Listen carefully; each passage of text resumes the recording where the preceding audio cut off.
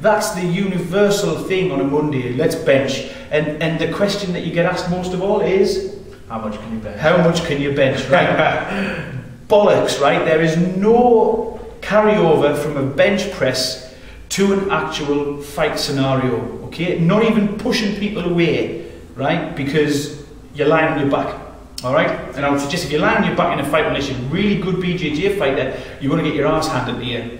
And yet people train chest all the time, mirror muscles. This is another real sort of irritation, right? I've got a lot of them, to be fair. Ask my wife. But generally speaking, training the mirror muscles really knarks me, because again, going back to the health of your skeleton, it protracts your shoulders, it makes your posture poor. And most of the time now, we spend our time sitting, as we are now, slouched over in front of a computer, behind the wheel of your car, sitting watching the TV, right? And yet then we go to the gym and do this and force those muscles to contract even more. So eventually we're going to be like hunchbacks wandering around, dragging our knuckles behind us, but we'll have decent guns and decent pecs, but that'll be it, right? Structurally we'll be falling apart. We'll have bad rotated cuffs and, you know, no glutes because we sit on our asses all day.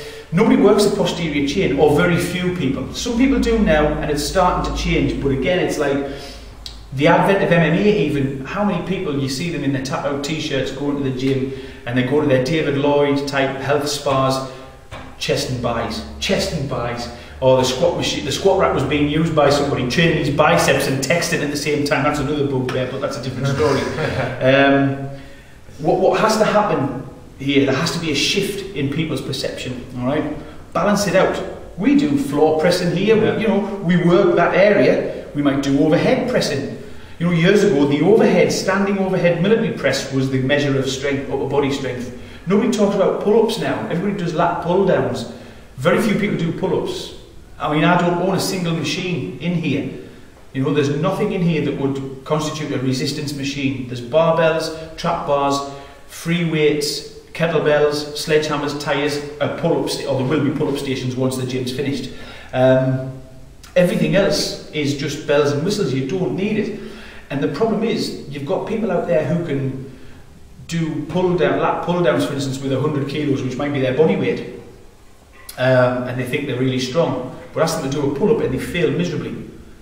Where's that? What's happened there? You know, for a fighter, and for anybody, I would argue, anybody that wants to call themselves, you know, a man, particularly, sorry ladies, I know this is a bit sexist, but anybody that wants to call themselves a man should be able to handle their own body weight. I know people that can't do one single body weight dip.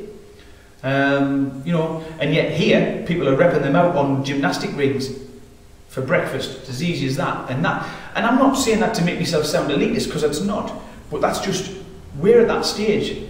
Other people should be at that stage too, and that there's got to be a shift in the thinking of gym goers.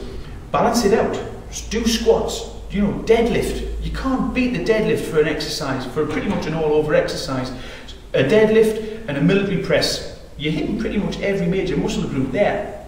And I have you doing deadlifts, rack pulls, you know, and it helps with fighters particularly, because this is the market I'm targeting, this is my niche area. The posterior chain, you know, your hamstrings, your glutes, your lower back, this is what drives you forward. Training your pecs and your biceps, and maybe your quads on the leg extension machine won't help you in the slightest. You need to get your posterior chain fired up. So stop training like a bodybuilder, stop copying the routines out of Flex magazine, because you ain't built for those, alright? Simple, abbreviated programs, squat, push, pull, one day, deadlift, push, pull the next. Things like that, that sort of thing will help you. You know, basically lift heavy things up, every now and then throw them around so you're developing some power, and then do sprints. There's 3 days a week taken care of. If your diet's clean, you'll develop a really appreciable physique, and you know yourself, your performance will improve as well. Anyway, I'm sorry, I'm just rambling on. That's great. That's 2. That's only 2. You know this guy likes to waffle, so we might as well go for number 3. Yeah. Number 3, right. Number 3 is not following a standard program. And YouTube's a little bit sort of, you know, responsible for this in a way, right? Although the people following YouTube are. What I mean by that is, I've got like 100 odd videos on YouTube at the moment, And certain people, somebody who's not too far away, follows the workouts on YouTube because he's too scared to come to Grapplefit. But generally speaking, what happens? Sorry, Sam, I'm only kidding. But what happens is people follow, let's say, the big thing a few years ago was Fedor Emelianenko's workout. Lately, it's been Frankie Edgar's workout, hasn't it? A lot of people, I know a lot of people. Sean Shirk's, yeah, nice one. Sean Shirk's caveman training. You had people running out getting welder's masks and stuff and boot polish on the lenses and running around and taping snorkels to their faces for Vanderlei Silva's workout stuff, which is awesome. The theory behind it is fairly sound. There's, like everything on the internet, there's arguments for and against hypoxic training, but that's not what we're talking about here. My point is, do you know what that particular workout targets? And do you know where it fits in with your training? That, you know, that's like you saying, right, okay, great. Today I've seen Frankie Edgar do this, and he's thrown a medicine ball around today, and he did 5 reps with his right hand and 5 reps with his left hand. But do you know what it's building on? That's the key thing, folks. You've got to know what you're aiming for, and it's only through going to like a strength and conditioning coach or a trainer or, you know, whatever you want to call these people, a fitness professional of some description who can give you a program that you follow. If you just willy-nilly, let's say you do MMA, how many disciplines do you have to go for in MMA, Ross? There's got to be 5 major: boxing, jiu-jitsu, wrestling, Muay Thai, and then goes, I would say, maybe takedown defense or something in that? Yeah. Is it a separate discipline? Yeah. So you've got 5. If you've got 5 things to train for in MMA, that's roughly, you could be training twice a day, every day, couldn't you? Twice, 3 times a day on your certain disciplines. Now, if you add in, I don't know, a couple of workouts that you've seen Sean Shirk do, that's a lot of conditioning and a lot of taxing on your nervous system. The first thing I would ask is, A, have you built up a strength foundation to do that? And B, do you know why you're putting that into your workout? And are you operating on a system that isn't going to fatigue your nervous system? So, for instance, like, I sit down with you and we always talk about where your sparring is, and where your boxing work is, and where your wrestling is, and where are your heavy days for skills. Yeah. And I always try and wangle the Grapplefit days for separate days. We never work the same high sort of energy system taxing disciplines on the same day, because that would just be crazy. You've got to recover, haven't you? You know, you can have the soundest nutritional plan and the most expensive sort of supplements and things, but if your rest and your recovery isn't right, then you're screwed. And that, I guess that's what I'm getting at. The third mistake would be not following a plan, and as a subtitle to that, not allowing yourself to recover effectively. Plan your recovery, folks, you know, and don't follow it slavishly. You know, if you see a workout that you like, great, incorporate some of the drills from that, but at least know why you're doing it. That would be the big thing for me, in terms of why fighters let themselves down. So there's 3 things, folks. Don't distance run, don't train like a bodybuilder, and don't follow workouts that you've seen on the internet unless you know where they go in a specific periodized strength and conditioning program.